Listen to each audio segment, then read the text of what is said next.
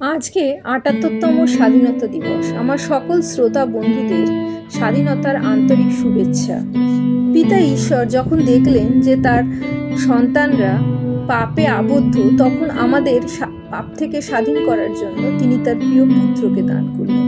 প্রভু যিশুই সেই বাক্য, ঈশ্বরের বাক্য, যা আমাদের স্বাধীন করে। আজকের পবিত্র বাক্য যিশয়া ভাববাদী পুস্তক ৫৪ অধ্যায় ১০ থেকে ১৩ পদ পর্যন্ত। বস্তুত পর্বতগণ সরিয়া যাইবে, উপপর্বতগণ টলিবে, কিন্তু আমার দয়া তোমা হইতে সরিয়া যাইবে না, এবং আমার শান্তি নিয়ম টলিবে না। যিনি তোমার প্রতি অনুকম্পা করেন, সেই সদাপ্রভু ইহা কহেন।